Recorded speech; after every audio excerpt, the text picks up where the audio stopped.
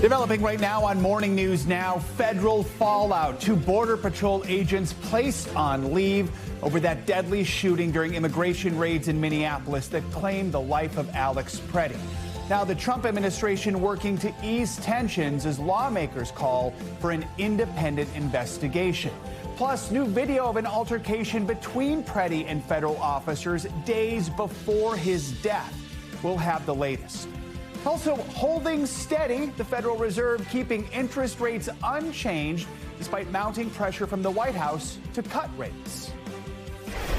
It's just an institutional arrangement that has served the people well. To not have direct elected official control over the setting of monetary policy.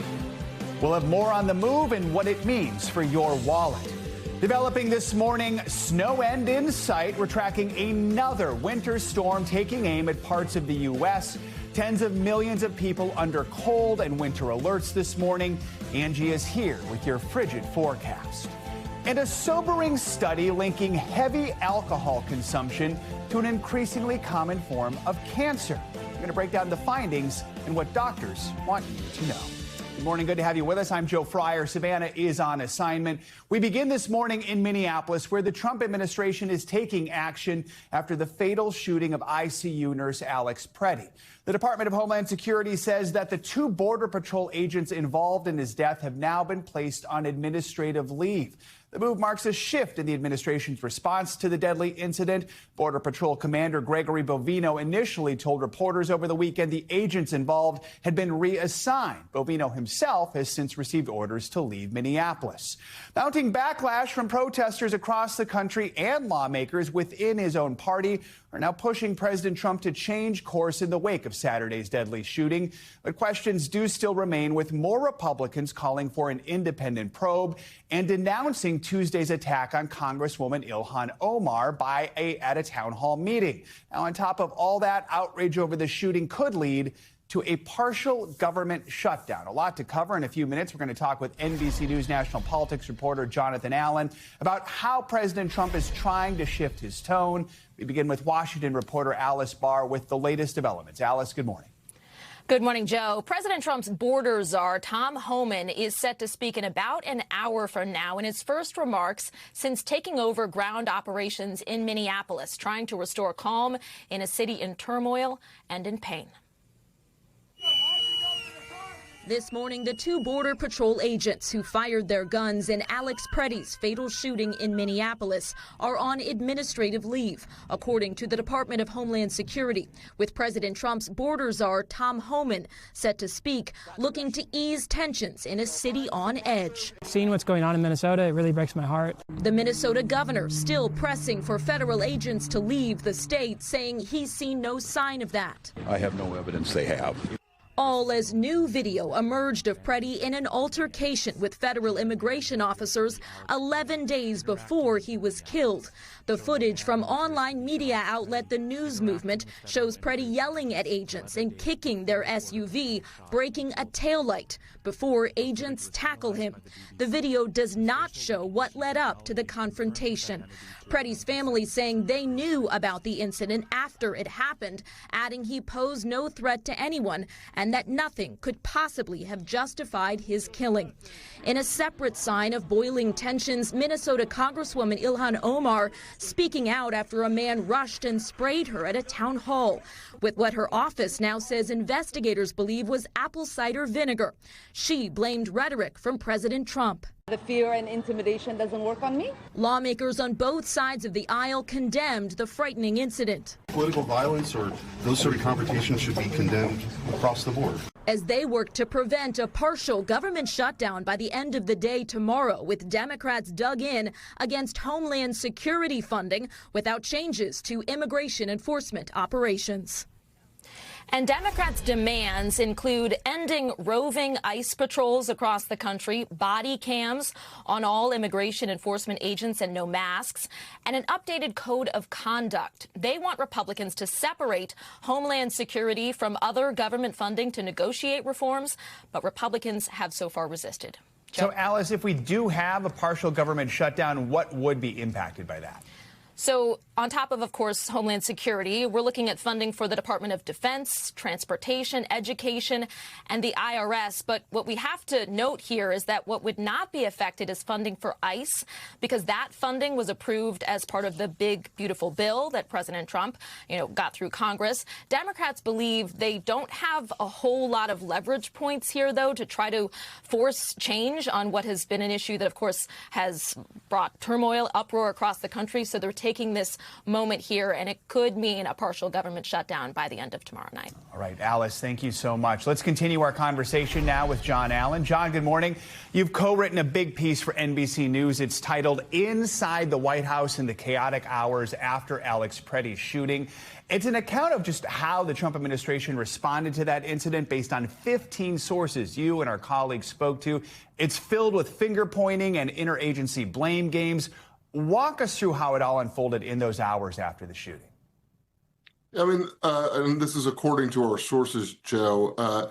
Basically, the first news that the White House got about what had gone on and the leadership of the Department of Homeland Security was a text message from Greg Bovino, the commander-at-large of the U.S. Border Patrol, which sits under the U.S. Customs and Border Protection Agency, which sits under DHS. And Bovino texted shots fired. And what that did is touched off a scramble to figure out what was going on the ground from within the White House and the leadership at DHS.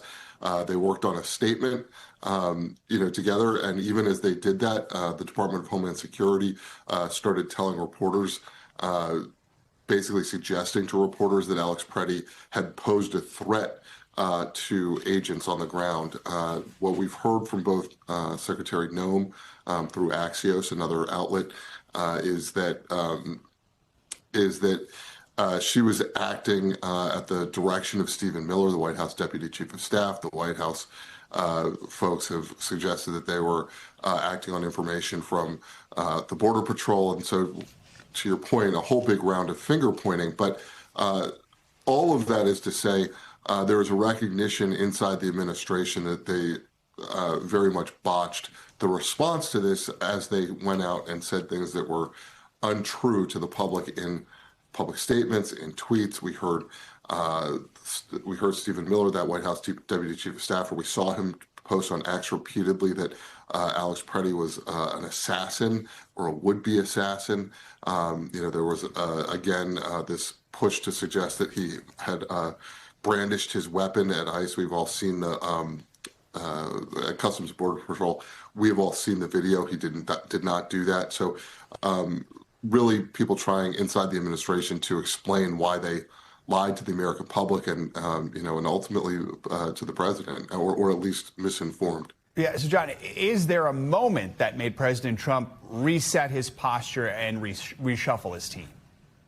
Yeah, our sources told us that basically, the president, who is an inveterate watcher of television, both network and cable news, basically all day Saturday was in the Oval Office, and he was shuttling back and forth between the Oval Office and a little side dining room that he has, and keeping his eyes on the news, and basically was watching the coverage and decided that what he was seeing was not playing out well.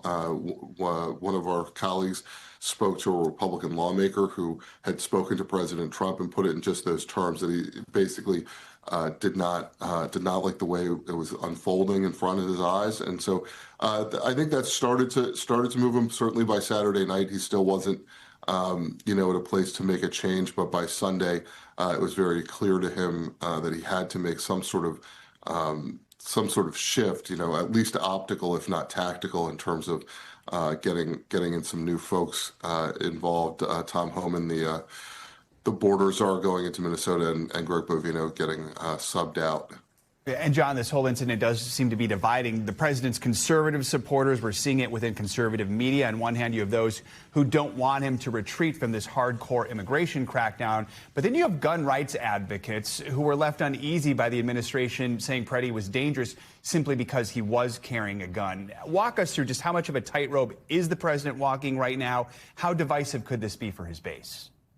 Yeah, anytime there's a fracture within your own party, and particularly within your core support, it is politically precarious. So the president is walking a tightrope. I think, he believes, and there's evidence to suggest this, that no matter what he does, most of, the sort of MAGA movement the vast majority of the MAGA movement will go with him. That said, there is a risk for him that if he abandons the mission in Minneapolis, or just is seen to be abandoning that mission by some of those MAGA supporters, that he could lose support because for so many of them, that was the top issue. And when I say lose the MAGA support, I don't mean that they're suddenly going to become Democrats, but some may be less inclined to go out in the midterms and vote for Republicans.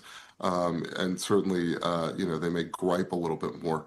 The Second Amendment folks, they continue to be supportive of the president broadly. They tend to, they're making their points without attacking him directly.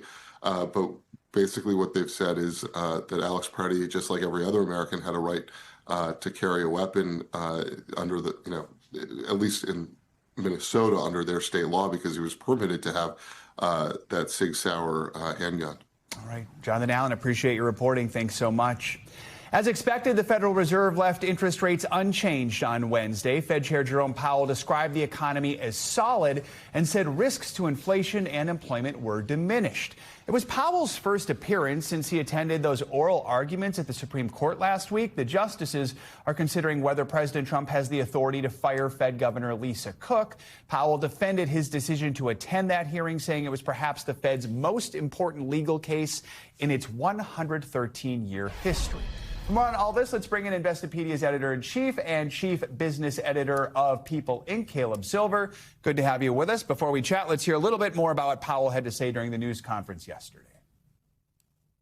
The U.S. economy expanded at a solid pace last year and is coming into 2026 on a firm footing. We are well positioned to wait to see how the economy evolves. So help us understand why, as you and everyone else predicted, they left interest rates unchanged. We know President Trump would like to see them lowered more. Are there risks? What would be the risks of doing that? Lowering rates aggressively now could stoke inflation, and we're still dealing with it, although it's a little bit more tempered than it was a year ago, certainly 2 or 3 years ago. But inflation, and Powell was quick to note this out, is really tariff related. He said this could be a one-time price increase because of the tariffs that went into effect or that were threatened over the past several months. He does not think that's going to be something that we have to deal with as an economy. So no reason to lower rates now. The labor market is what they're watching closely, and he said the labor market's more stable than we might be led to believe given the announcement of some layoffs and some rumblings there. And we're, of course, still waiting on the Supreme Court decision about tariffs, which could have an impact there. Did we get any clues from him in that news conference about just what he thinks the roadmap for the year is looking like when it comes to interest rate cuts and just the economy? Yeah, he said the Fed is not on a premeditated path to do any more cutting. They want to wait and see what data is coming their way, and policy is the uncertainty there. Economic policy in particular, tariff policy is one of the big bogeys there because they can't make decisions about what the right level of monetary policy is if they don't know what pricing is going to look like. So tariffs is one of the things that they're watching pretty closely. No predetermined cuts. Know this. Powell's got 2 more meetings as Fed chair, and then he will be replaced come May.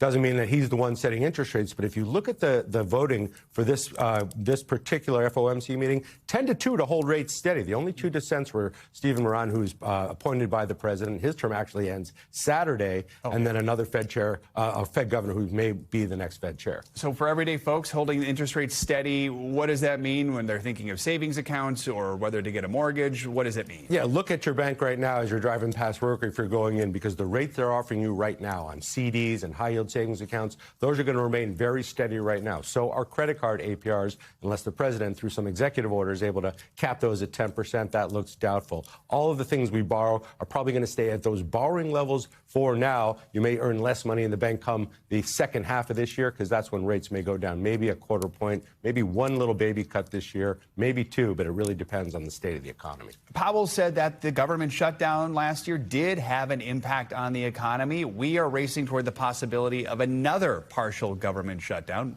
What would that mean? Yeah, well, the last one was 48 days, and it did slow the economy, probably 0.5% of GDP. Now, we don't necessarily feel that on a day-to-day basis unless you're a government worker and you were furloughed during that time. It depends on the duration, how many agencies are shut down. This one doesn't look like it'll be as deep as the last one. If we do have a government shutdown, less agencies might be shut down. It's a hassle for a lot of people, and it could slow growth, but the economy, as Powell said, and as you can see from the headline numbers, it's still growing. All right. Caleb Silver, good to have you with us. Thank you so much.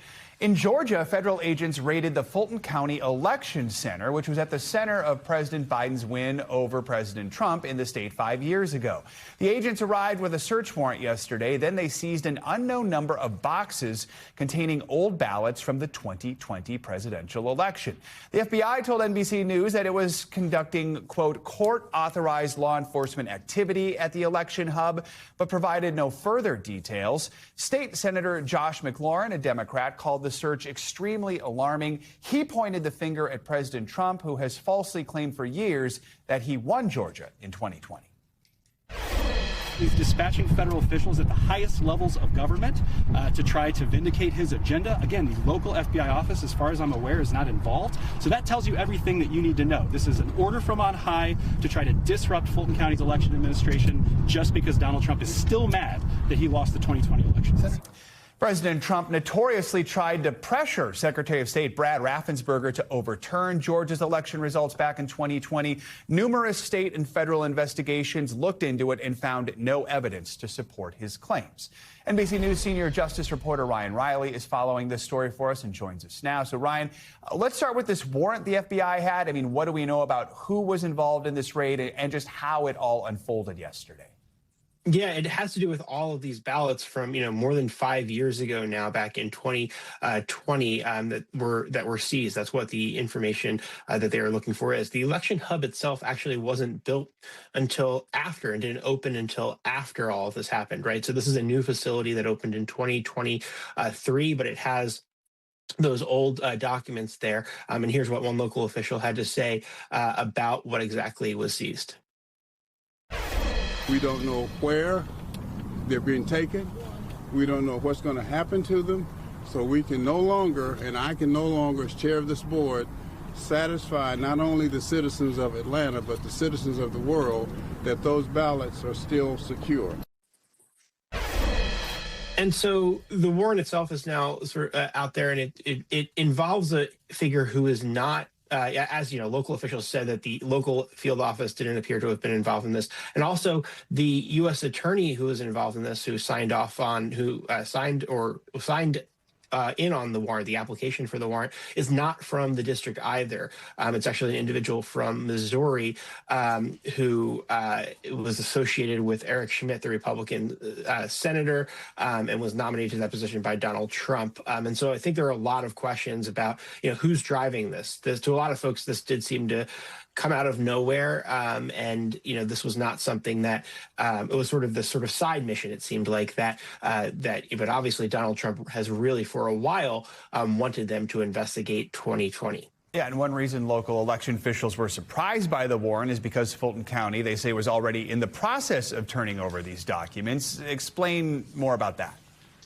Right. So there's been ongoing litigation about this in a lawsuit, and then the Civil Rights Division had wanted some of these documents from the Justice Department Civil Rights Division, which has been sort of trying to get a lot of documents in connection with elections, because that's been a main driver of their work. The Civil Rights Division has sort of been overhauled from its traditional work to these sort of quests that very much align with Donald Trump's ideological goals. And so this is one of them, getting these documents. And that was sort of in the works already to some extent. But the question here is, what exactly are they investigating? And the big question instantly when you talk about an investigation of more than 5 years ago is, okay, what is that's outside of the statute of limitations. The statute of limitations is 5 years old. And so in order to charge any crime that is outside of that 5-year statute of limitations, you'd have to find some sort of criminal conspiracy that continued into the past 5 years. And so the question would be, what's the criminal conspiracy that continued to within the past 5 years? And if there's no criminal conspiracy that continued within the past 5 years, why is there a subpoena, or why is there a search warrant out in the first place? And so I think there are just a ton of questions about what's going on with this investigation, and we don't know where all of this is going to lead. But, Donald Trump we've seen before, Donald Trump gives the Justice Department an assignment. And what we see here is the Justice Department under his appointed leaders appears to be following the assignment. Yeah, Ryan, I just want to ask you more about that. You make the point, if this is beyond the statute of limitations now because it's been more than 5 years, it would have to be a conspiracy case. I would have to imagine that is a harder case for prosecutors to bring or get an indictment on. Yeah, because you have to find exactly what that hook is, and there has to be some sort of action towards the conspiracy. And so when you're talking about just within the past 5 years, 5 years ago today, Joe Biden was already in the White House, right? And so he was a few days into his new term. And so what criminal conspiracy, did they think continued after the certification of the votes, after January 6th, after, the inauguration? What criminal conspiracy did they believe was happening in Fulton County that continued past all of those times? And there's just no obvious answer. All right, Ryan Riley, thank you so much. Appreciate it.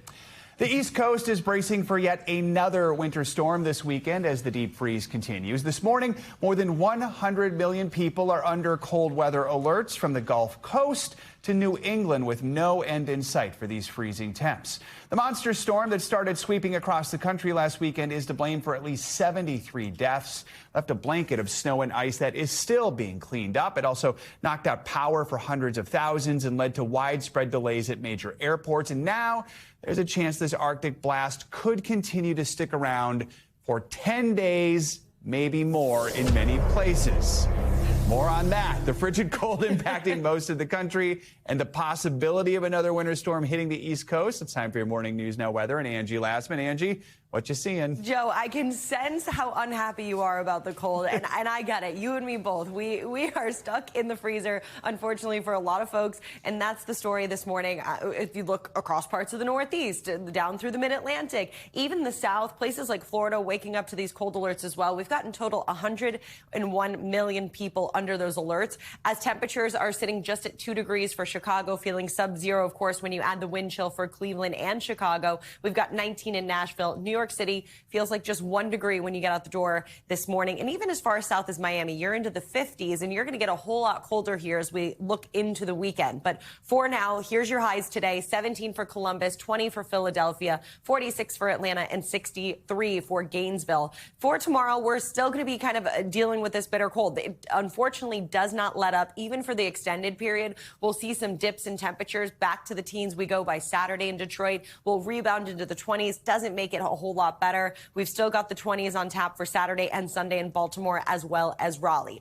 And then we've got to talk about the potential for this developing nor'easter. So here's what we've got right now and what we know. Winter storm watches across parts of the Carolinas, really 22 million people, including Roanoke, Raleigh, Wilmington, out towards the coast, Columbia and Asheville included in that as well. And as we look to Saturday, we're likely going to see this nor'easter developing here as we get into the weekend. But here's what we've got for Saturday. This area of low pressure starts to intensify just offshore. So that means that we've got bands of some heavy snow and the potential for some really gusty winds closer to the coast for the Carolinas and Virginia on Saturday. It'll be moderate to heavy snow that they deal with. But then notice this kind of works up the coast. I think for most of us, it's going to be snow brushing eastern New England. So places like Boston, stretching up down through Nantucket, maybe parts of coastal Maine. The issue also will be the gusty winds and that flood risk. The coastal flooding will be possible. We'll see likely in places like the Carolinas, hurricane force winds are going to be possible closer to the coast. So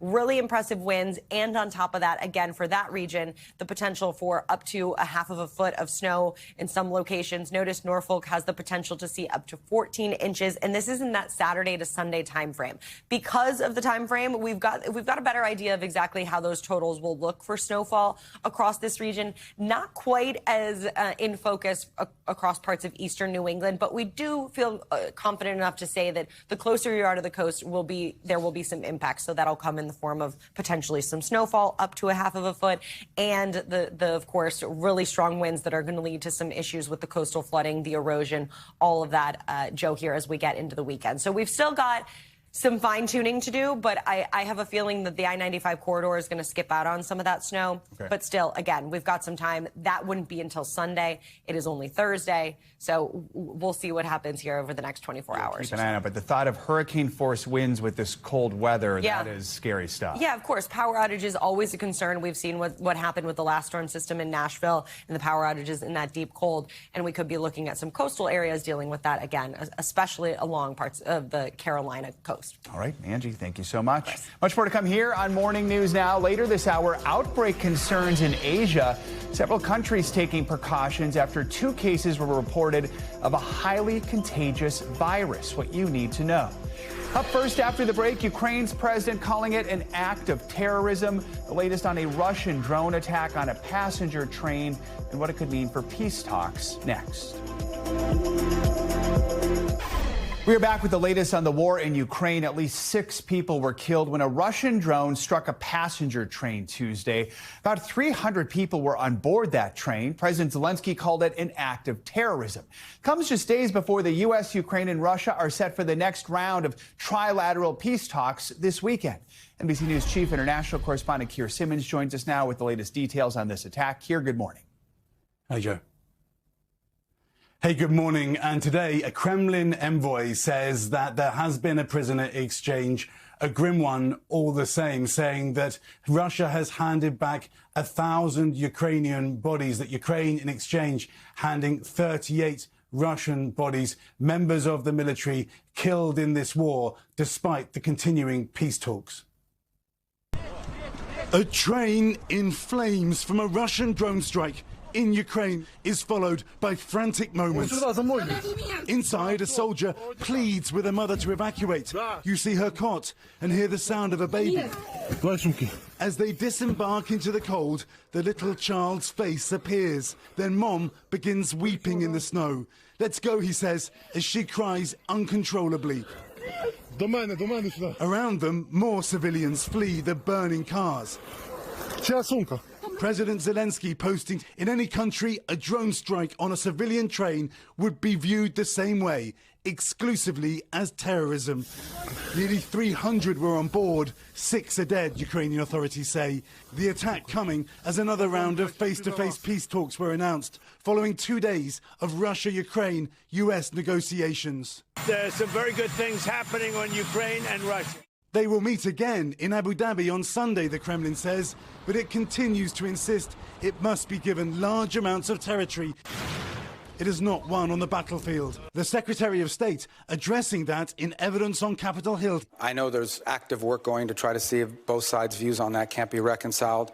It's still a bridge we haven't crossed. And as the war grinds on, next month will mark 4 years since Russia's full-scale invasion. A Washington, D.C. think tank says by the spring, Russia and Ukraine will have suffered a grim 2 million dead, injured or missing. It says Russia alone has seen 1.2 million casualties. So, Keir, despite that just unreal number, 1.2 million Russians dead, wounded, or missing, does President Putin still believe he's winning? It's clear he does, Joe, from the way he, for example, he answered a question I asked him in December when he said that Russia would gain territory either through war or through negotiations. And yet that number of 1.2 million Russian casualties from the Washington-based Center for Strategic and International Studies includes, Joe, 325,000 Russians killed. The Kremlin telling NBC News that only casualty numbers from Russia's Ministry of Defense can be trusted, but it has not provided any recent numbers. And experts say, Joe, for all the massive losses Russia has seen, its recent gains have been incremental. Keir, as for this drone attack, how much do we expect it to impact these negotiations between Russia and Ukraine with the U.S. this weekend?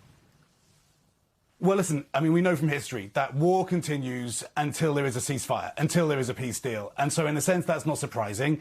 Certainly, though, it goes to the amount of distrust that there will be on both sides. We heard from Secretary of State Rubio yesterday that Jared Kushner and Steve Witkoff, President Trump's 2 representatives in those talks, will not be there on Sunday. The Russians today saying that they will be there. So some confusion. I think fundamentally it's Rubio's saying these talks have to happen behind closed doors, so we can't know what's really going on. But fundamentally, there are huge differences between the Russian side and the Ukrainian side.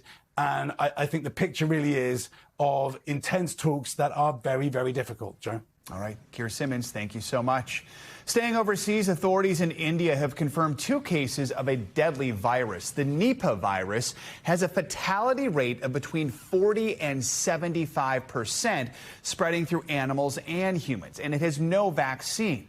Now, officials in Thailand, Singapore, Hong Kong, and Malaysia are adding extra airport screenings to try and prevent the infection from spreading. NBC News international correspondent Janice Mackey-Freyer joins us now with the details. Janice, good morning.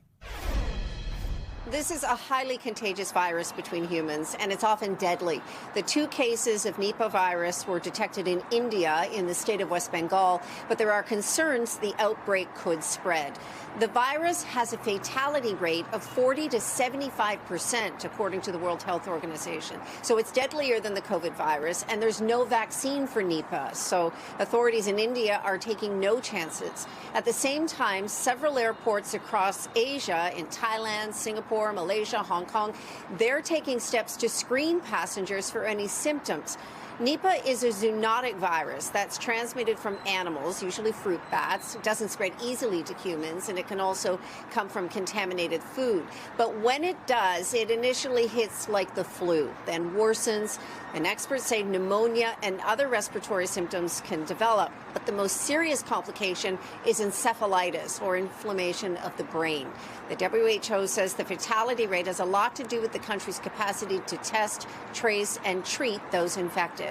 In India, authorities have quarantined nearly 200 people who may have come into contact with the 2 infected. It's the first time in nearly 20 years that India has had cases, but they believe the outbreak is now contained. Still, it's a situation that U.S. health officials are monitoring very closely. The CDC says they're ready to assist if needed. All right, Janice, thank you. We are following developing news this morning out of South America. Officials say a plane crashed in northern Colombia, killing all passengers on board. NBC News international correspondent Danielle Hamamdjian joins us now to take us around the world in 60 seconds. Good morning, Danielle. Good morning, Joe. That's right. Rescue crews have now located the crash site in the mountains near the border with Venezuela. All 2 crew members and 13 passengers were killed, among them a member of the House of Representatives in Colombia who was running for Congress. Over to China now, where Keir Starmer is meeting with Xi Jinping. The first visit by a British Prime Minister there in 8 years. Starmer, who is struggling in the polls at home, wants to improve relations with the world's 2nd largest economy at a time when relations with its long-standing ally, the United States, are increasingly unpredictable. And finally, if you find yourself in Mexico, leaving on an airplane, but happen to be a nervous flyer, the National Guard and airport officials are there for you. That is, with a team of emotional support dogs. That's right, meet Delta the Dachshund, Tacho the Labrador, and Mammoth the French Bulldog.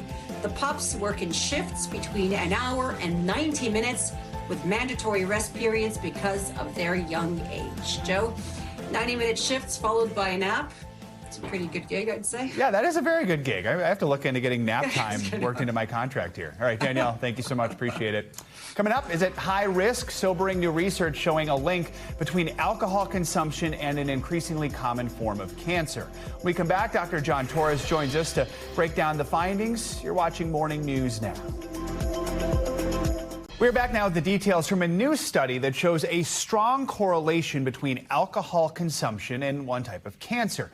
The study found people with a history of heavy drinking have up to a 91% higher risk of developing colorectal cancer compared with those who drank very little over the course of their lives. Right now, rates of colorectal cancers are on the rise, especially in younger people. For more, let's bring in NBC News medical contributor Dr. John Torres.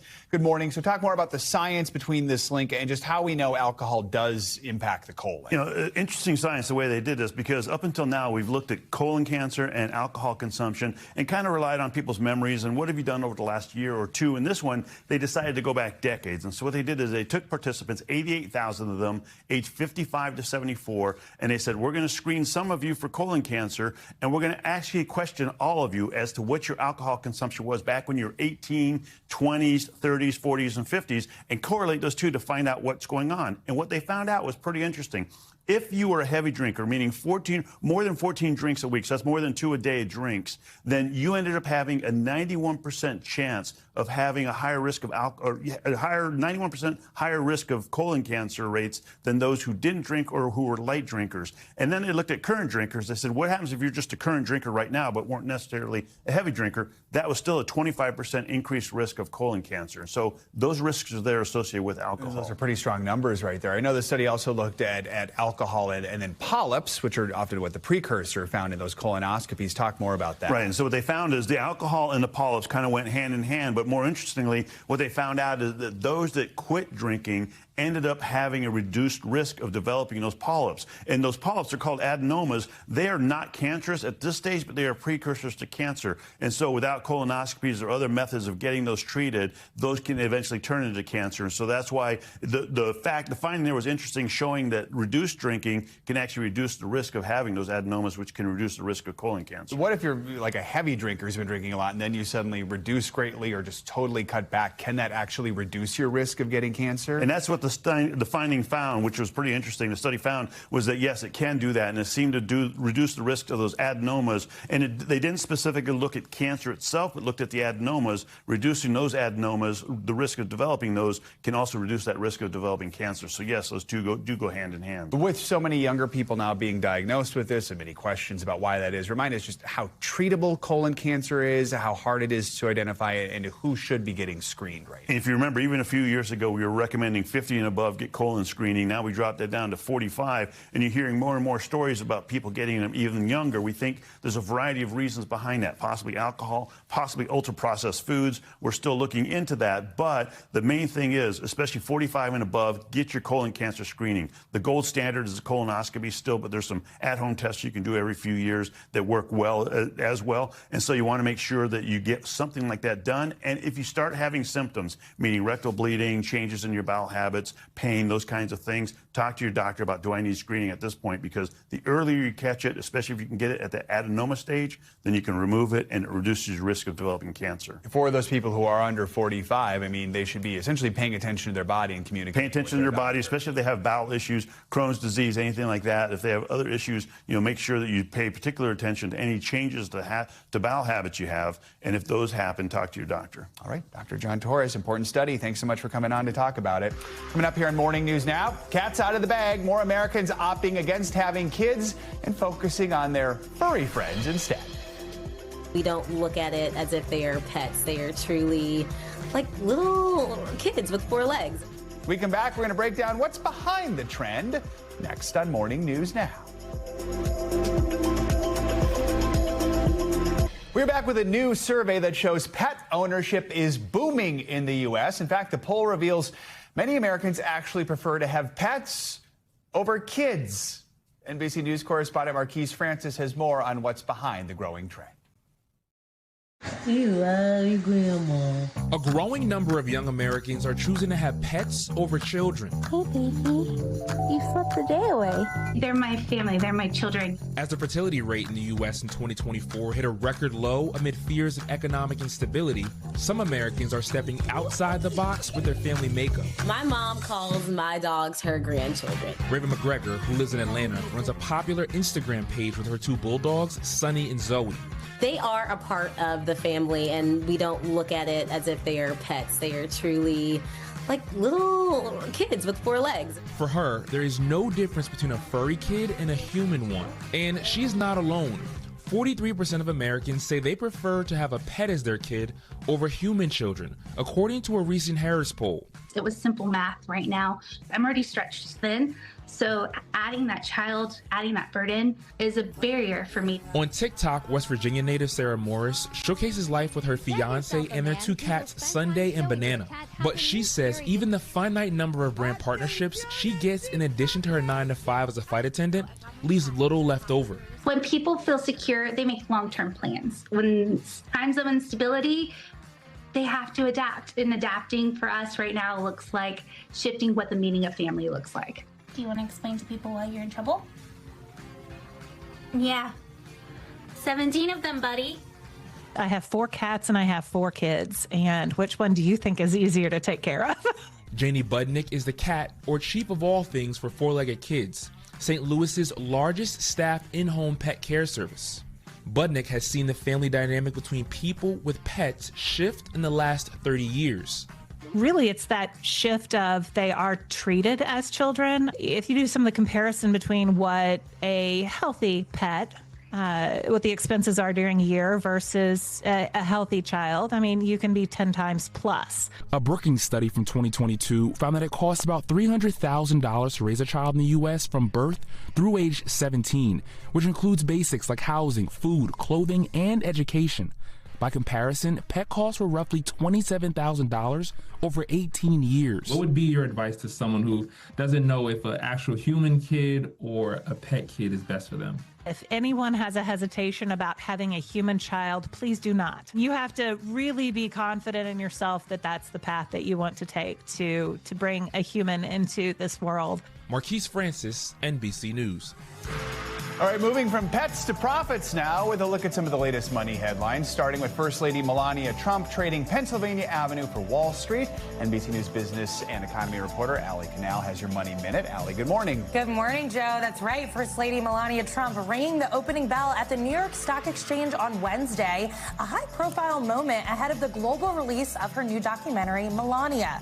The film follows the 20 days leading up to President Donald Trump's second inauguration and is set to hit theaters Friday. Box office analytics platform Intelligence tells NBC News that the film is overperforming in more conservative and rural markets with strong early activity in cities like Dallas, Houston, Phoenix, and Orlando. Overall, though, early tracking has the film on pace for a more modest $5 million domestic opening weekend. And from politics to pours, the brewing turnaround plan at Starbucks is starting to take shape. The coffee giant reported a 4% gain in U.S. same-store sales last quarter. That's sales at locations open at least a year, driven by more visits and higher spending per order. It marked the first increase in 2 years. CEO Brian Nichols says investments in staffing, store experience, and speed of service are paying off, though profits did take a hit as costs and tariffs continue to pressure the bottom line. And he's just Ken. Well, actually, maybe not. Toy maker Mattel revealing the Ken doll's full name, Kenneth Sean Carson, ahead of its 65th birthday, which, by the way, is March 11th. So, yeah, Ken is a Pisces. Mattel said fans can't get enough of the doll thanks to the Barbie movie and a wave of new high-profile collaborations. The company recently rolled out limited edition Ambassador dolls, including a $75 LeBron James version, leading into nostalgia and pop culture to drive sales. And Joe, a little birdie told me that you dressed up as Ken. I did. Not too long ago. Yeah, I did. I think a couple we have years photo. ago there, with Angie. There we go. With that Angie. Was Barbie my and best Ken. attempt at Ken. So were you embodying the blonde fragility, The that Kenergy. Pisces Kenergy energy? I didn't know he was from Wisconsin, which begs the question, will they make like a little cheese head to go on his little Ken head? I think you should talk to Mattel about that. I think that's I don't a want great that. addition. I'm a Vikings fan, but you know, But if maybe you're from Wisconsin, maybe an option. I think Yeah, that why not? There's so many possibilities now for his Yeah, now outfits. we know so much about Ken. Maybe too much about Ken. The Ken documentary is Yeah. next. All right, thanks, Allie. Appreciate it. Of course. All right, well, you may not have a ticket to this year's Super Bowl, but if you are willing to spend a pretty penny, well, a pawn shop in Las Vegas is offering the ultimate football souvenirs. Reporter Steve Wolford from our NBC affiliate in Vegas gives us a peek inside. What I could pay and what I would pay are two different things. Football fans like Jeff and Candace Higgin visiting from San Diego can find a lot of places to spend money on the Super Bowl that go well beyond merchandise and tickets. Especially Candace, a big Patriots fan, admiring this $40,000 Patriots AFC Championship ring from a few years ago. How big of a Patriots fan do you need to be for that kind of thing? Bigger than I am. Right now would be the time to shoot for it. Yeah, it's a very cool piece of memorabilia. Wish I could afford it. And General Manager Andy Zimmerman says once the Pats punched their ticket to the big game, interest spiked. We already have received phone calls about the Patriot rings and Nothing yet on the Seattle Seahawks, but there's a lot more to choose from on the Patriot rings because they have so many titles. But the sticker price on a conference championship ring pales to the cost of an actual Super Bowl ring on the Gold and Silver Pawn website for $135,000. The value depends on the player, the year, and the team. And yes, it's an investment. So a ring that we saw one ring that in 2017 sold for $30,000, just recently sold for $87,000. The Super Bowl is also going to make money for Las Vegas, even though we're not the host city. Oh, I think Las Vegas is a far bigger deal than the host city of the Super Bowl. I mean, the host city of the Super Bowl, you're going to have 65,000 people going to the game. Derek Stevens says more people want to watch the game in Las Vegas than the host city itself. You know, Vegas, even without the Super Bowl, has 160,000 hotel rooms, you know, with about 2 people staying in them. So it's a 300,000 person event. That's without the Super Bowl. And our thanks to Steve Wolford for that report. The big game just over a week away. And of course, you can watch Super Bowl 60 between the Seahawks and Patriots next Sunday on NBC, streaming on Peacock. Coming up on Morning News Now, Olympic excitement. Anytime you get to wear USA on your jersey, it's a special opportunity to represent, you know, not even yourself and your family and your teammates, but a whole country. Our countdown to the Winter Games continues by introducing you to a hockey superstar set to compete in her 3rd Olympics. We'll be right back. With the 2026 Winter Olympics just around the corner, we're going to introduce you to some of the athletes you'll see competing for Team USA. And today we're checking in with Alex Carpenter, who is preparing for her 3rd Olympics on the women's hockey team.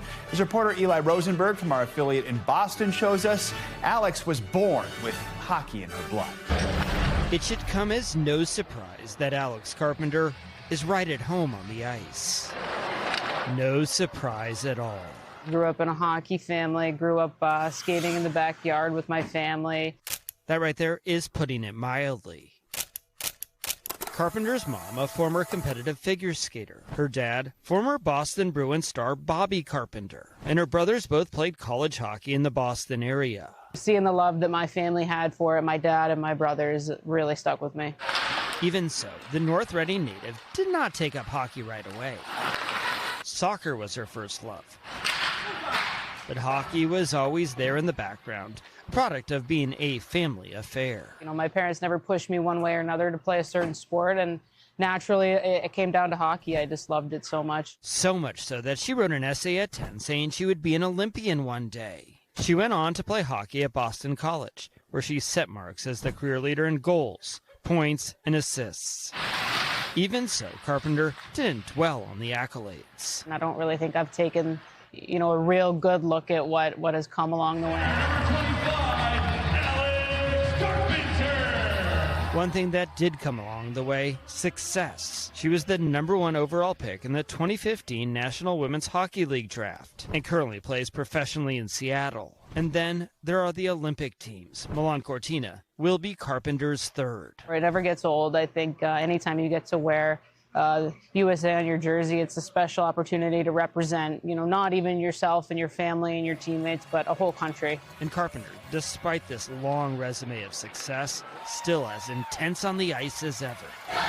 A personality she attributes in part to her New England upbringing. Yeah, you're just taught from a young age to put your head down and go to work, and I think that's something that's really stuck with me over the years.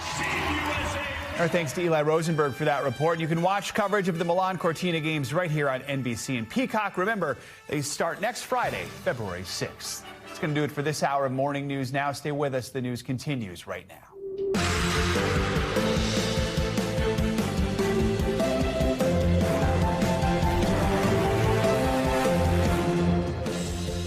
Good morning, I'm Joe Fryer. Right now on Morning News Now, snow end in sight. That devastating cold snap already gripping much of the country for days.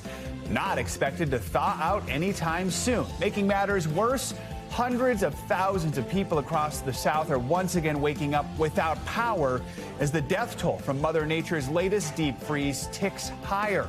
Our Angie Lastman has your full forecast, including yet another dose of wild weather on tap for this weekend. Also this morning, a pair of Border Patrol agents involved in the fatal shooting of Alex Preddy now placed on leave.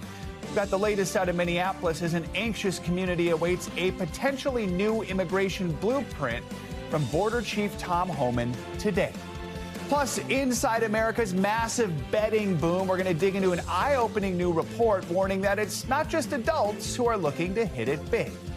And later in the hour, it's an all-you-can-eat smorgasbord of nostalgia. Why hungry Americans are flocking back to the humble buffet in their hunt for mealtime deals that'll keep both stomachs and wallets full.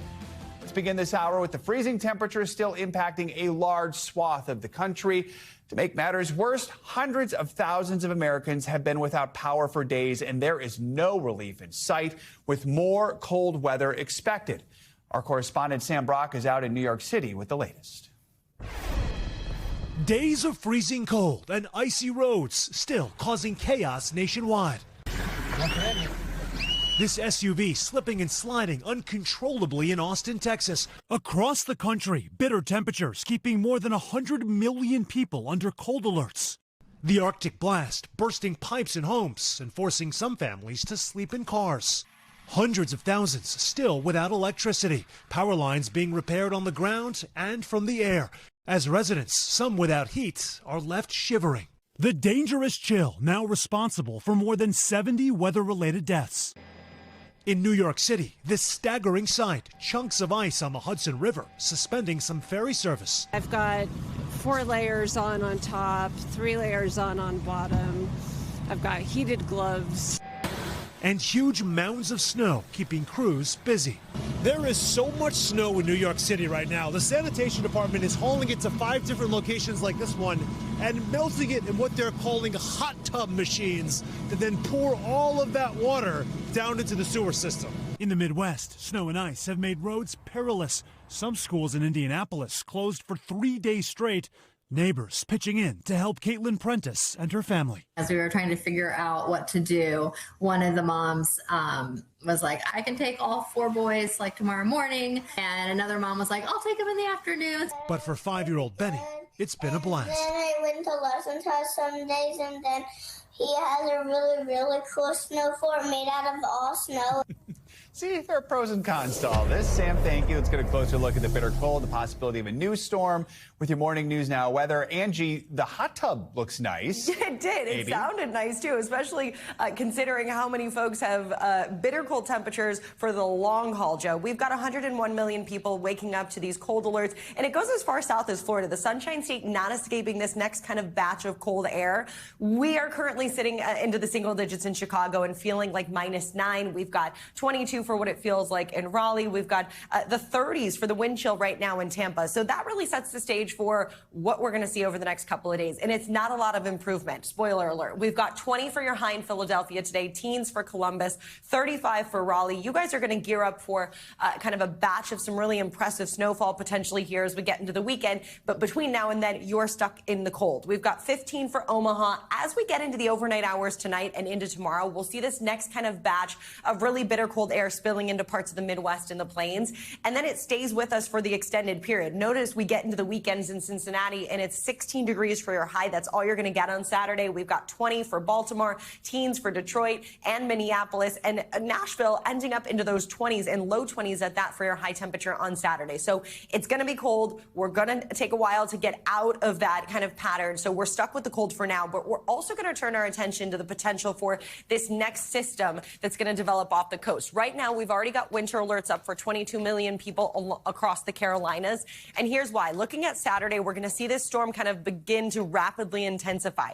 We could be looking at some moderate to heavy snow across the Carolinas and Virginia for Saturday. This is going to leave us with difficult travel across that area through your first half of your weekend. We'll see it kind of wind down in that region by the time Saturday rolls around. But notice that low looks to be offshore as we get into Sunday, but still that could include parts of southeast eastern New England in the potential for some snowfall. So I would say major city picking up some snowfall, probably Boston. The I-95 corridor looks to be spared from this. Maybe you'll see a couple of flakes flying, but nothing that's going to really slow you down a whole lot. But what we will note is that there's going to be some really gusty winds and some coastal flooding potential with this. Raleigh could actually pick up maybe a daily record for their snowfall if we get to the high end of this. So you can see this is going to be pretty impressive when it comes to snowfall totals. We'll get a better idea of the New England England version of those snowfall totals as we get closer to the event. But hurricane force wind gusts are going to be possible in some of these spots, Joe. So we'll be watching for the impacts when it comes to that. Blizzard-like conditions, of course, will be on the table when we've got that heavy snow and those gusty winds, too. So another inside weekend, basically, for folks along the East Coast. Especially for folks in the Carolinas. And then, of course, New England, we'll have to wait and see. All right, Angie, thank you so much. You got it. The Trump administration is continuing to change course this morning on the fatal shooting of ICU nurse Alex Preddy. The Department of Homeland Security says 2 Border Patrol agents involved in his death are now on administrative leave. The move comes amid ongoing protests in Minneapolis and in cities around the country over Preddy's death. NBC News national correspondent Morgan Chesky is on the ground in Minneapolis with more. Morgan, good morning. Yeah, good morning. This new video captures a clear confrontation between Alex Preddy and federal agents 11 days before he was shot and killed on this very street behind me. And in just a short time, we anticipate hearing from border czar Tom Homan, who's taken over ICE operations here in Minneapolis. And while he has signaled that he may go about things differently, the evidence of that is still unclear. This morning, 2 of the agents involved in the fatal shooting of Alex Preddy are on administrative leave, according to DHS officials. The move comes as new videos have emerged of Preddy from an incident 11 days before he was killed. Here you can see Preddy approaching the area where a crowd was already interacting with federal agents. And in this angle, captured by online media outlet The News Movement, Preddy kicks their car. The agents respond by tackling him to the ground.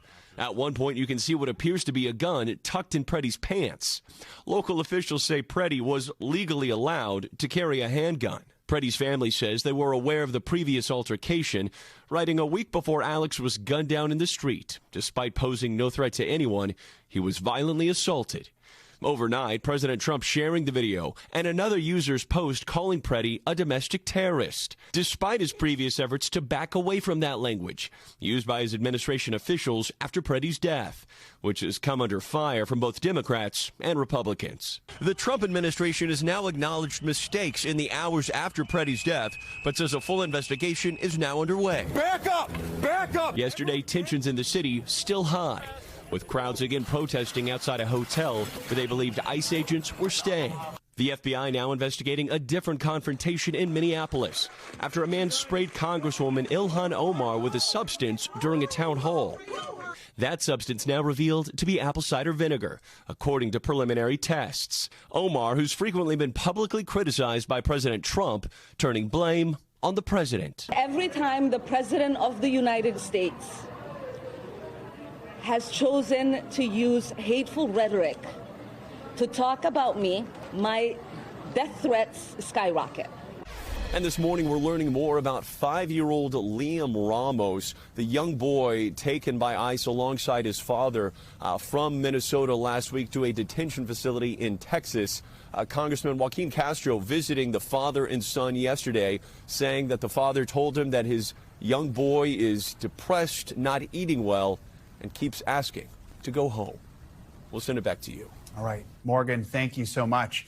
Now to Georgia, where local officials are sounding the alarm after FBI agents raided an election office in Fulton County yesterday. The agents had a warrant seizing a number of boxes containing records related to the 2020 election. President Trump lost that state to Joe Biden back in 2020. NBC News senior White House correspondent Garrett Hake has the details. Garrett, good morning. Joe, good morning. The timing is important. It has been more than 5 years since Joe Biden won the state of Georgia on his way to an election victory that President Trump has regularly and falsely claimed since was rigged and stolen. Ballots from that state have been recounted by hand and by machine, always to the same overall result. And now those ballots from the 2020 election are in the hands of federal agents for an unknown investigative purpose. In Georgia's largest county this morning, outrage following a stunning FBI raid on an election office. Agents with a search warrant working late into the night, seizing ballots and records from the 2020 election. We don't know where they're taking the boxes. A Democratic state lawmaker who observed the search posting this video online. This is an order from on high to try to disrupt Fulton County's election administration just because Donald Trump is still mad that he lost the 2020 election. President Trump has falsely claimed for years that the 2020 election was rigged against him, even bringing it up just days ago in Davos, Switzerland. It was a rigged election. Everybody now knows that. They found out. People will soon be prosecuted for what they did. In a now infamous phone call months after the election, Mr. Trump asked Georgia's Republican Secretary of State to help him find the votes to overturn the results. I just want to find 11,780 votes, which is one more than we have, because we won the state. That call, key evidence in a Fulton County criminal case brought against Trump and dismissed last year. A senior administration official tells NBC News that Director of National Intelligence Tulsi Gabbard visited the election center Wednesday, saying Gabbard has, quote, a pivotal role in election security and protecting the integrity of our elections against interference. But the top Democrat on the Senate Intelligence Committee, Mark Warner, is demanding an explanation, calling Gabbard's appearance, quote, a serious breach of trust that underscores why she is unqualified to hold a position that demands sound judgment and apolitical independence. And overnight, the White House referred questions about the raid to the DOJ and the FBI, who declined to comment on its substance. We should learn more today when the president holds another of what could be one of these marathon cabinet meetings here at the White House. Joe? All right, Garrett, thank you so much. Now, just 2 months after the end of the longest federal government shutdown in history, lawmakers are racing to avoid another partial shutdown. Government funding runs out for several major agencies tomorrow, on Friday, and the situation in Minnesota is leading to a standoff among lawmakers on Capitol Hill.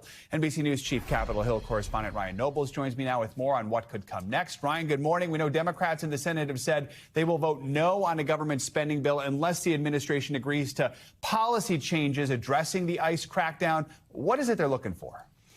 They're asking for three very specific things, Joe. They first want a uniform code of conduct that would apply to all immigration enforcement across the country. They also want an end to these mass ICE raids that are happening across the country. And they finally also want all ICE agents to be properly identified. They want them not to be wearing masks when they're carrying out these operations, and they want them to be wearing body cams at all times. And while this would initially seem like something that the administration would not agree to on any level, there does appear to be some progress towards at least a conversation around these reforms. We're learning this morning that the White House and Senate Democrats are having a conversation about potentially pulling out the Department of Homeland Security funding from this broader appropriations package so that they can continue these talks. That would be the only hope at this point, Joe, of avoiding a government shutdown on Friday night. And Ryan, I mean, how close do we think they are to an agreement? It does seem as though there is a willingness on both sides to find some sort of an exit ramp here. Part of the problem here is that Democrats are only quibbling with the Department of Homeland Security's budget. But this package, which was all bundled together by the House, includes 5 other appropriations bills. That includes departments like the Pentagon. It also includes the IRS, the Department of Transportation. And Democrats have no issue with those bills. In fact, they have broad bipartisan support and would pass easily. And so it does appear as though the White House recognizes that if they can separate the Department of Homeland Security and just get most of the government funded, there would be an opportunity for the two sides to at least have some sort of conversation. And while they're moving in that direction, I've been told that there is no deal quite yet. And the other important part of this, Joe, is that the House is not in session this week. And if there are any changes made to this package by the Senate, it would require the House to pass it again. So it seems likely that even if they do come up with a deal before midnight on Friday, there would at least be some sort of a short partial government shutdown until the House gets in next week and can approve the package. Ryan, something else we've heard some Democrats call for is the impeachment of Homeland Security Secretary Kristi Noem. We know at least a couple Republicans have gone on the record expressing their dissatisfaction with her. But this impeachment movement, is it gaining any traction? It's certainly gaining traction among Democrats, but the idea that Republican House leadership would ever put an impeachment vote on the floor to directly challenge someone from the Trump administration seems like a long shot. It's more symbolic than anything. The Republicans that have called for Kristi Noem to step down are telling the president to fire her or for her to step down on her own accord. But it's by no means a majority of Republicans at this point. Most Republicans, when you talk to them, say that the only person whose confidence that she needs is the president, and that they are not going to weigh in on whether or not she should be in the job or not. I specifically asked the Senate Majority Leader John Thune that question yesterday. What's interesting, though, is that you're not getting a ringing endorsement of her work as the Secretary of Homeland Security. So there's definitely a lot of questions about her future in that role. But the idea that she's going to be impeached and removed from office, that is certainly a long shot, Joe. All right, Ryan, thank you so much. Now, this threat of another potential government shutdown could do some damage to the economy, which the Federal Reserve says is starting to stabilize. Yesterday, the Fed voted to keep interest rates steady at its first meeting of 2026. That's despite high costs and inflation still crippling many Americans' wallets. NBC News senior business correspondent Christine Romans was at the Fed meeting in Washington and has a closer look. Christine, good morning. Hey there, this move had been widely expected, and Fed Chair Jerome Powell said there was broad support to keep rates at current levels after those 3 straight cuts. Their assessment, while inflation is higher than the board would like, there are some signs the job market might be stabilizing. But concerns about affordability remain, with many Americans still feeling the pinch. The Federal Reserve and Chairman Jerome Powell defying calls from President Trump to cut the Fed's key interest rate, instead holding steady. The U.S. economy expanded at a solid pace last year and is coming into 2026 on a firm footing. With real-world impacts for Americans, the decision critical for everything from mortgage rates to credit cards to car loans. The bank balancing inflation that's still higher than it would like, and a job market that slowed dramatically last year but may be stabilizing. The pause widely expected on Wall Street. The S&P 500 briefly topped 7,000 for the first time ever, though markets closed mixed after a flurry of corporate earnings and layoff announcements. Amazon slashing 16,000 roles, UPS expected to eliminate 30,000 positions, and Nike planning to lay off hundreds at distribution centers, among others. Still, President Trump has touted the economy as the hottest in the world and is expected to name his next Fed pick within days. I'll announce it pretty soon. You'll see rates come down a lot. And the interest rate decision likely to be unwelcome news to the president, who has repeatedly attacked Powell. He should be fine. Guy's grossly incompetent. Powell also under pressure from the Justice Department with an investigation into his congressional testimony about Fed building renovations. He would not answer questions about that, but he did offer some advice for the next Fed chair. Get pulled into elected politics. Don't do it. Powell's term as chairman of the Fed is over in May. He would not say whether he might stay on the board after that. He also talked about artificial intelligence and said that it ultimately would be good for the economy. But I asked him what it means for entry-level jobs, and he acknowledged that it could be disruptive for jobs in the near term. Back to you. All right, Christine Romans, thank you. New York prosecutors are requesting a July 1st start date for the state trial of Luigi Mangione. That's the man accused of murdering United Healthcare CEO Brian Thompson in late 2024. He's also facing several state weapons charges. Well, yesterday, prosecutors told the judge in a letter that they have an overriding interest in trying Mangione before his federal trial. Jury selection is scheduled to start on September 8th for his federal trial in that case. We want to get right now to some breaking news out of Minnesota. Border czar Tom Homan, who recently took over immigration operations in Minneapolis from Border Patrol Commander Gregory Bovino, is holding a press conference in the city, expected to strike a different tone. We're hearing reporting he might even be changing the focus of the operations there in Minneapolis. Let's listen in right now. Look, I've been given talking points, and I don't like reading speeches, never have, but my chief of staff did put some stuff down here in writing just to make sure I don't miss anything. So I'm going to be reading a little bit, and then we're going to open up for questions. I've been on the ground less than 3 full days. I got in here Monday. President of the United States called me Monday morning and asked me to deploy here. Got here Monday evening, and I'm staying till the problem's gone. But we've made a lot of progress. A lot of progress in the last 3 days. Marcos Charles, he's running ICE operations here. There you go. Rodney Scott, Commissioner of Customs and Border Protection, standing here beside me. Good morning. I'm Tom Homan, Board Czar for President Trump. I'm here on behalf of the President, along with U.S. Commissioner for U.S. Customs and Border Protection, Rodney Scott, and Marcos Charles, who's leading the enforcement effort here right now.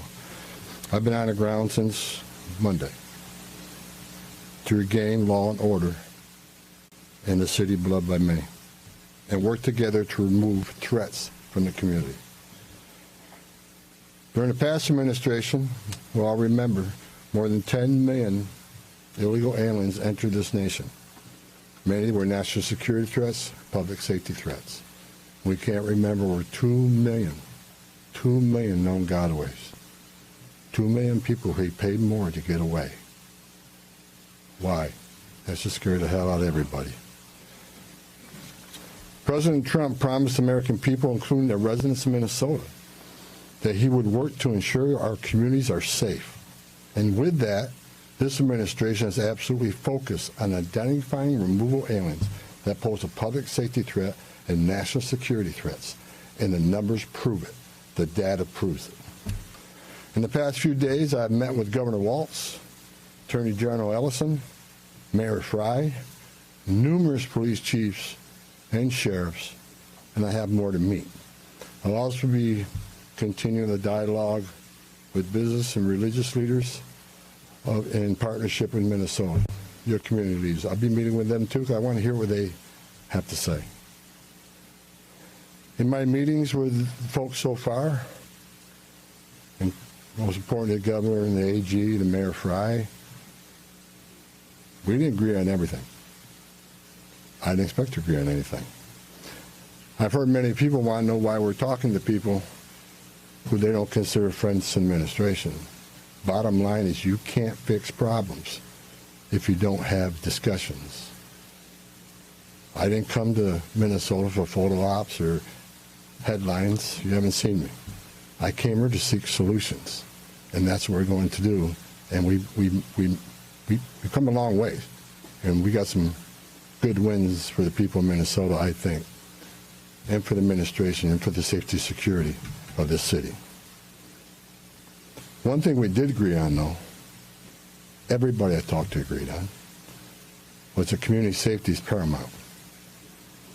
One thing we all agreed on was U.S. Immigration Customs Enforcement is a legitimate law enforcement agency that has a duty to enforce the laws enacted by Congress and keep this community safe. Like I've said many times for the last several years, even before this administration, jurisdictions that refuse to cooperate with federal immigration authorities are sanctuaries for criminals. Sanctuary cities are sanctuaries for criminals, and endangers the residents of the community. To be clear, we did not agree with Minnesota state and local officials that they would be involved in immigration enforcement. I didn't ask them to be immigration officers. I'm asking them to be cops working with the cops to help us take criminal aliens off the street. What we did agree upon is not to release public safety arrests back in the community, and they could be lawfully transferred to ICE. I'll speak more about that. I will highlight that the Minnesota State Prison System under the Department of Corrections have been honoring ICE detainers. And we appreciate that important collaboration, and we're going to expand upon that. That decision has made Minnesota safer, not only for residents of Minnesota, but the men and women in law enforcement. Not just ICE, all law enforcement.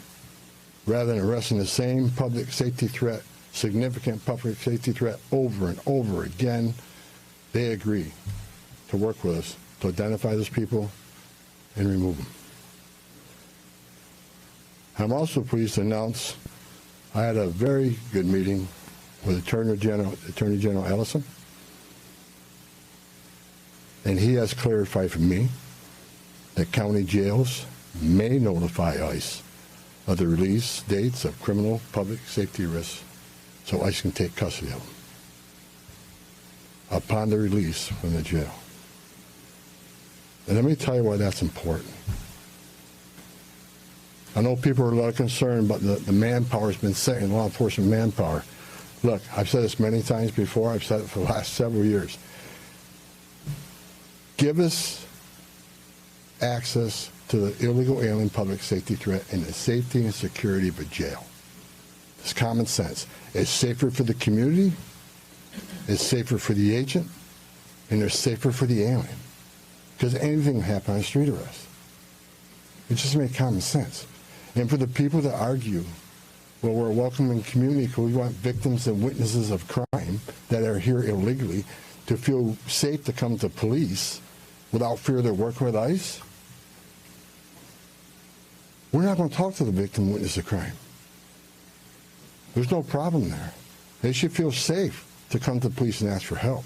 All we want is to talk to the person that local and state law enforcement authorities locked in a jail cell. They chose to lock this person up. That's who we want to talk to, the public safety threat. So the argument is that protects victim witnesses of crime. It's a bunch of crap. Victims and witnesses of crime don't want the bad guy back in their neighborhood either. So great progress with the Attorney General and local sheriffs. And one thing, when we have these agreements, it takes less law enforcement agents to do the job. One agent can arrest one bad guy in the safety and security of a jail where he's behind the wire. We know he don't have weapons. But when you normally release that public safety threat, illegal alien back in the community, we have a job to do. We're going to arrest him. So we're going to find him. And what happens is now we got to arrest somebody on his turf. We have access to who knows what weapons. Now we got to send the whole team out. Cover the back door, cover the front door, officer safety reasons. Then because of the hateful rhetoric and the attacks on ICE officers, now we got to send a security team behind the arrest team. So what could have been done with one person in a safety and security jail, now we got 15, 16 people out there doing it. I know that causes stress in the community. So if we get these agreements in place,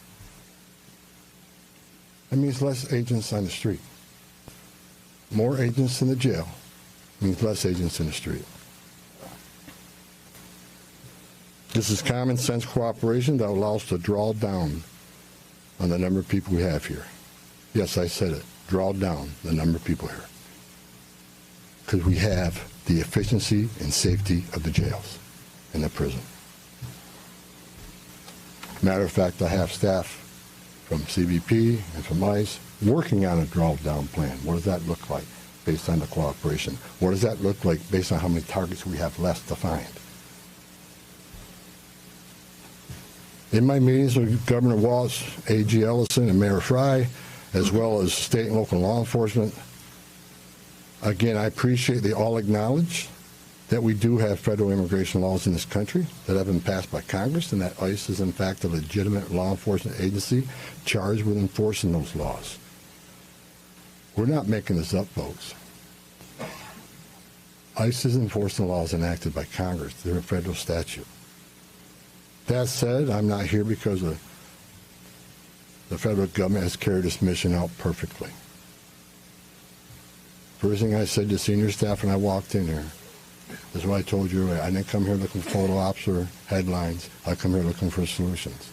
I do not want to hear that everything's been done here has been perfect. Nothing's ever perfect. Anything can be improved on. And what we've been working on is making this operation safer, more efficient, by the book.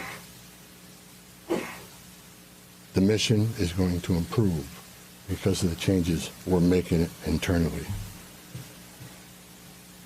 No agency or organization is perfect. President Trump and I, along with others in the administration, have recognized that certain improvements could and should be made. That's exactly what I'm doing here. As such, in meetings I've had with federal law enforcement managers, including ICE and CBP and other federal partners, as well as state and local officials, I have conveyed the President's expectations with regard to federal immigration enforcement efforts. We will conduct targeted enforcement operations. Targeted. What we've done for decades. When we hit the streets, we know exactly who we're looking for. Good idea where we may find them. You have a criminal history. You have their immigration history. A lot of information about this person that we get from numerous databases out there. Targeted, strategic enforcement operations. That's traditionally been the case, and that's where we're going. That's what we're going to continue to do and improve upon that. With a prioritization on public safety threats. I want to be clear. I don't read a lot of social media. I don't read a lot of media. I don't believe half what I see. We are not surrendering the president's mission on immigration enforcement. Let's make that clear. Prioritization of criminal aliens doesn't mean that we forget about everybody else. That's just simply ridiculous. But when you have a criminal standing here and a non-criminal standing there, that criminal always should be targeted first because he's a significant concern to the safety and security of the community. By and large, for decades, ICE and CBP have carried out their duties with integrity, professionalism, and compassion. That remains the expectation of President Trump, and I will, hold our agents and officers to that standard. I'm almost done, and Tom can be Tom. As far as the agitators, that said, I want to reiterate and make very clear.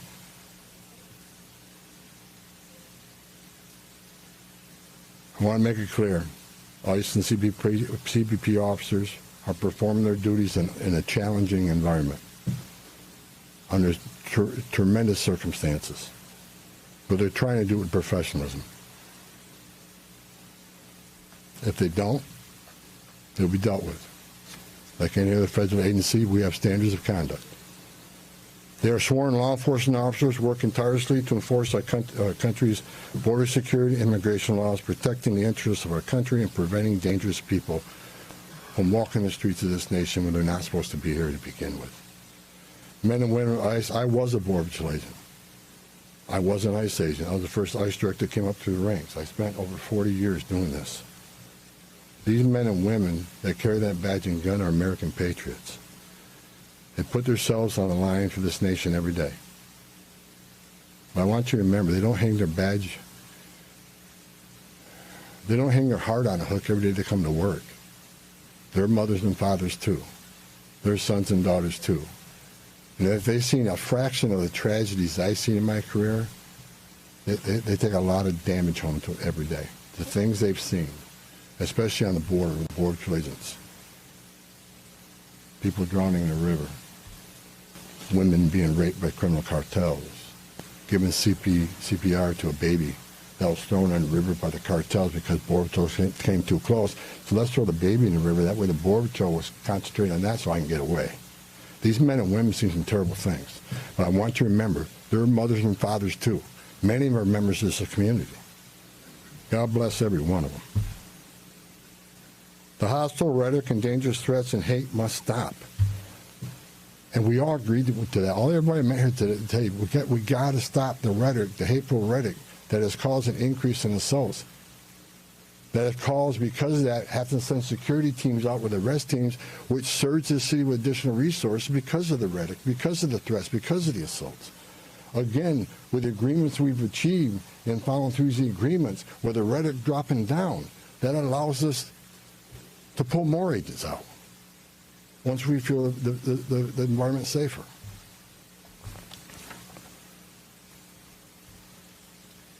I begged for the last 2 months on TV for the rhetoric to stop. I said in March, if the rhetoric didn't stop, there's going to be bloodshed. And there has been. I wish I wasn't right. I don't want to see anybody die. Not officers, not members of the community, and not the targets of our operations. For the people out there who don't like what I was doing, If you want certain laws reformed, then take it up with Congress. Again, ICE is making this up. They're enforcing laws enacted by Congress and signed by the president. The same laws have been on the books for the last 6 presidents I worked for. I started with President Reagan and ending with President Trump. Every administration, we enforce the same laws.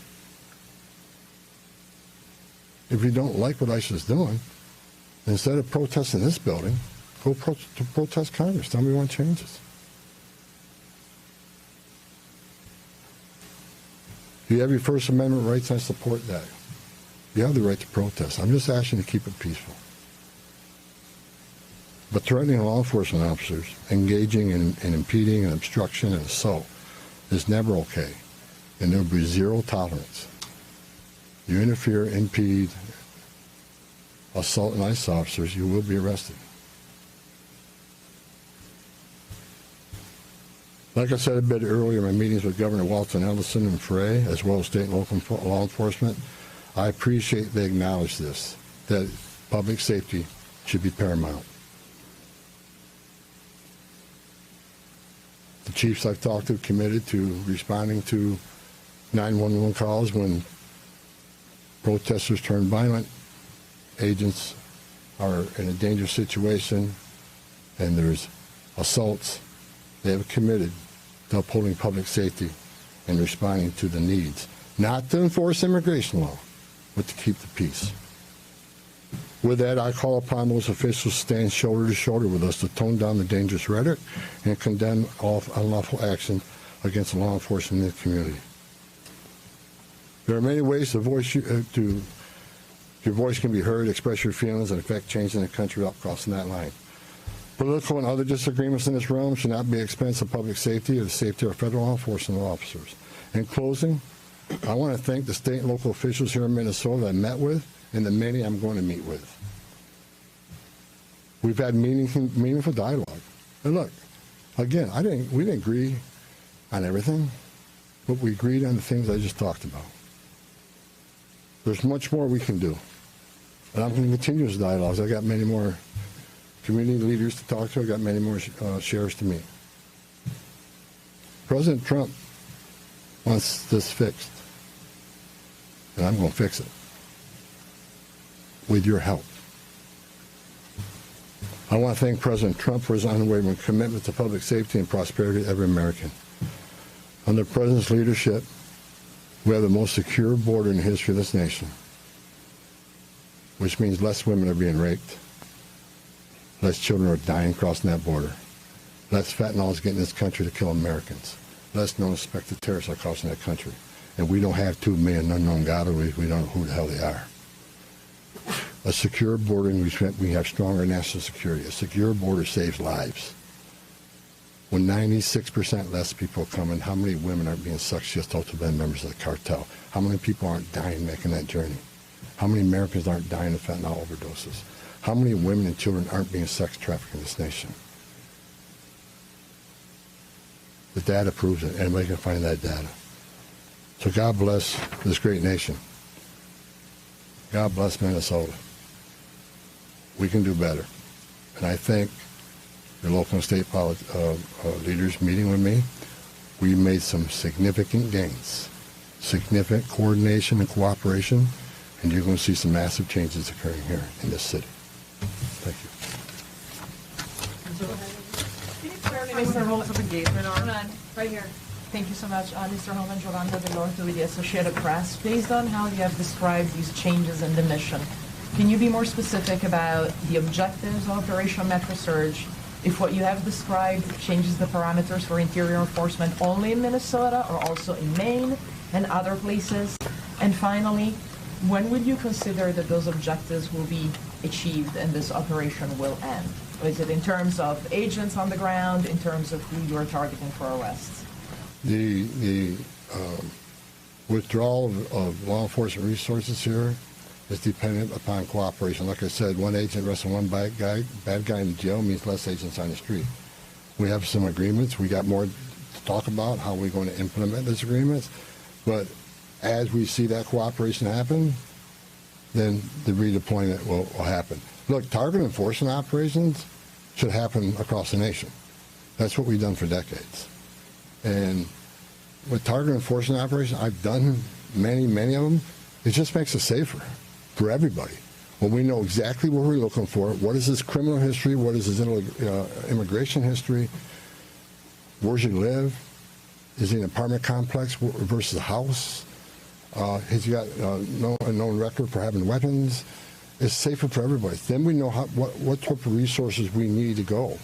And, you know, it just makes this operation cleaner, more efficient, and it's proven less violence. When we know exactly what we're getting into, and we can take the necessary precautions to keep everybody safe. You know, some of the operations that I've been involved in, we know there's children in the house based on surveillance. So we know you got to be a little bit different when you go in the house because there's going to be children present. So target enforcement operations, the way we've always done it, I think we got away from a little bit. And we're going to make sure we do target enforcement operations. And look, I will say it again, you know, we are not surrendering our mission at all. We're just doing it smarter. Shimon Prokopez from CNN. Mr. Homan, how did we get here? In terms of, you had Greg Bovino, who was the face of this immigration operation. The mission, as you say, to having border patrol agents in the interior of this country, stopping U.S. citizens, asking them for ID, creating this fear in places like Chicago, and now here.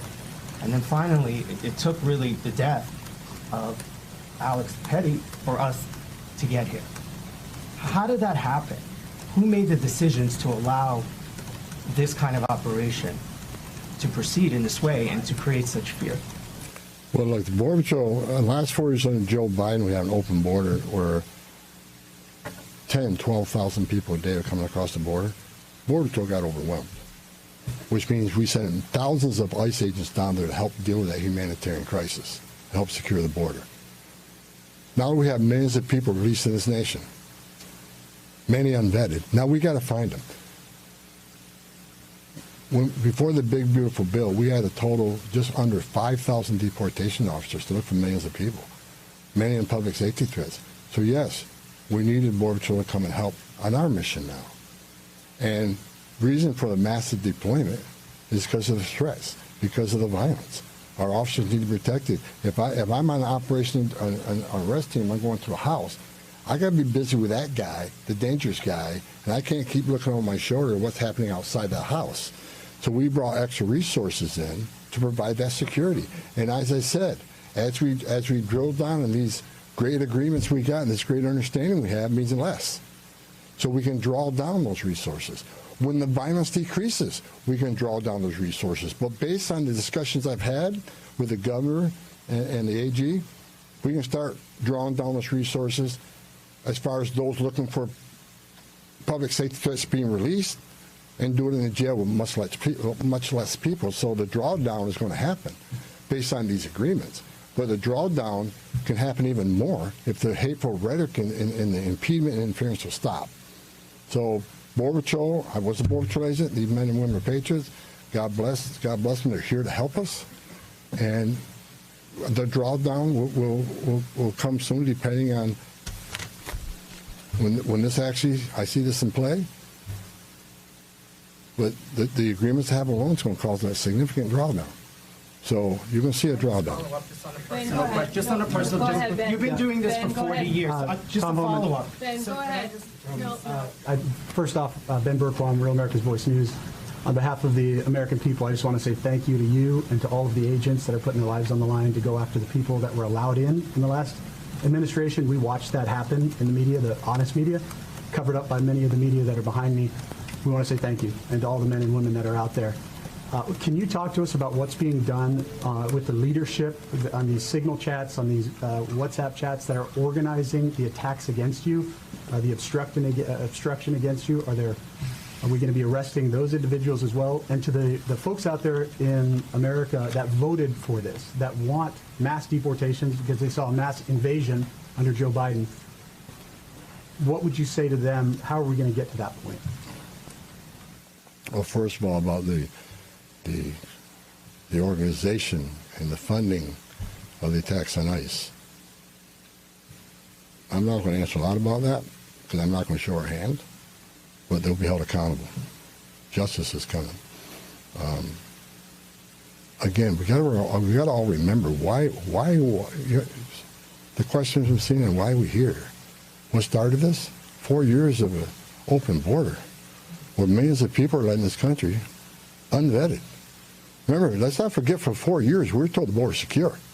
4 years we were told the border secure, and we all knew it wasn't. And I want this to be a positive thing we're doing here today. I also want to remember the politicians are continually attacking us. Where were they the last 4 years when the number of women and children sex trafficking went all-time high? Where were they when 250,000 Americans died from fentanyl coming across the border? Where were they when women and children are dying making that journey? Where were they where over 4,000 aliens making that journey died, historic record? Where were they? Not a word. Now we're just trying to respond to what happened the last 4 years and keeping this country safe. And we're arresting a lot of public safety threats, taking them off the streets, which make this country safer. President Trump promised to make this country safe again, and that's what we're doing. But my 2.5 days up here, we made a lot of progress. I think everybody agrees on the criminal and public safety threats. They agree it's much safer and easier to arrest an alien in a facility than send a whole team out in the field that's going to draw anger, because now we got to send a bunch of people to do something that could have been done by 1 or 2 people. And I've said this for years. I have no ill will to anybody in Minnesota. All the people I talk to, we're never going to agree on everything. We have different philosophies and different opinions on immigration, but we all agree this is a way to go to reduce safety, reduce crime, reduce crime and increase safety for our operations. More people in the jail means less people on the street. It's simple math. Right here, sir. Lana Zach, CBS News. Everybody I've spoken with agrees that if somebody has a violent criminal history and is a fugitive, they don't want them as their neighbor. But when you're talking about a targeted operation, and are you talking about targeting people whose crime is coming to this country, or is it a more specific definition now? All operations will be targeted, but the prioritization are going to be criminal aliens, public safety threats, and national security threats. I've met with Marcos and his staff. We got a lot of them. We got a lot of them to keep us busy. So that would be our focus. But that is enough that's what, there is not going to be a focus on people who have no other crimes except for their status. If you're in the country illegally, you're never off the table. But prioritization doesn't mean you forget about everybody. So let me say this. If the message we send is you can enter this country illegally, it's a crime, don't worry about it. You can have your due process, show up in court, not show up in court, get ordered moved, don't worry about it. Unless you commit a serious crime, you're good to go. If that's the message we send to the world, you're never going to fix this problem. The most vulnerable people in the world will make that dangerous journey like they did under the Joe Biden administration. Over 4,000 aliens died making that journey. And again, a significant increase in sex trafficking. Because when they did that and opened those borders up saying, we're not going to detain you, we're going to give you free health care, we're going to fly you to the city of your choice, put you in a free hotel room, give you 3 meals a day, and give you work authorization, we're just going to bring you in. And when they did that, they sent a message to the whole world, you can come and do this. And what happened? They overwhelmed the men and women of the Border Patrol, where many days 70% of agents were pulled off that line. 70%. You don't think the criminal cartels had a field day with that? They created gaps for the cartels do their activity. And that's why you've seen the rise in fentanyl overdose. That's why you saw the rise in sex trafficking. The 2 million plus known gotaways, why did they pay more to get away? Why didn't they pay less, turn yourself in, get released within 24 hours? You get a free airline ticket to the city of your choice. We're going to give you a free hotel room, and we'll give you free food and free medical care. And you'll get work authorization in 6 months. Why did 2 million people choose to pay more not to take advantage of that giveaway program? They didn't want to be vetted. They didn't want to be fingerprinted. That scares the hell out of me, and it does still.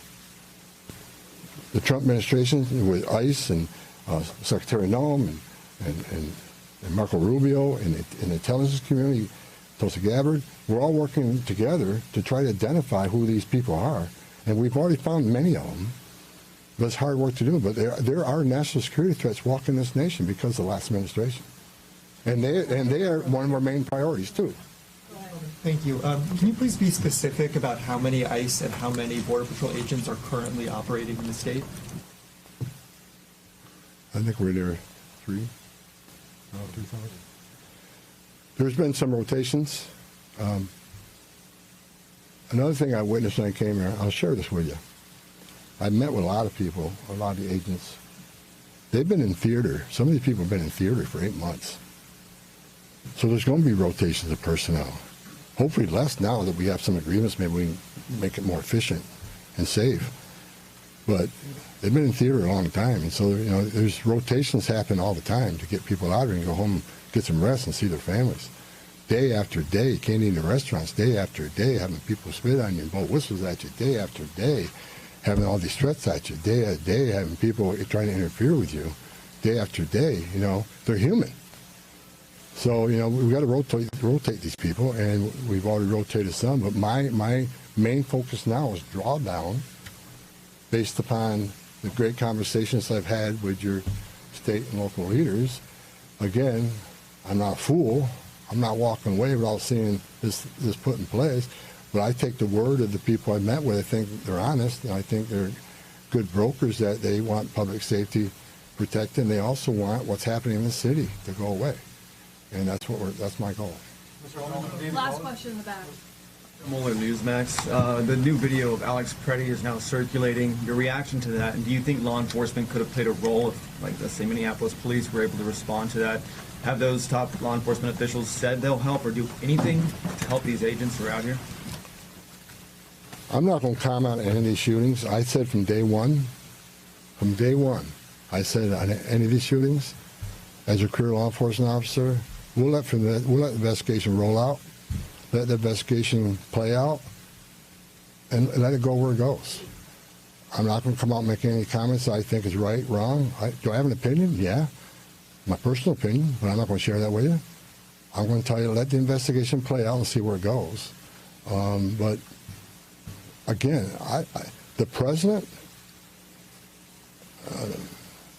one of the words he said to me when I came up here is that he didn't want to see anybody die. The less interference, the less rhetoric, the less, you know, there's this. I have buried Border Patrol agents and I buried ICE agents throughout my career, and the saddest thing I've ever done is hold a flag to a wife or a child.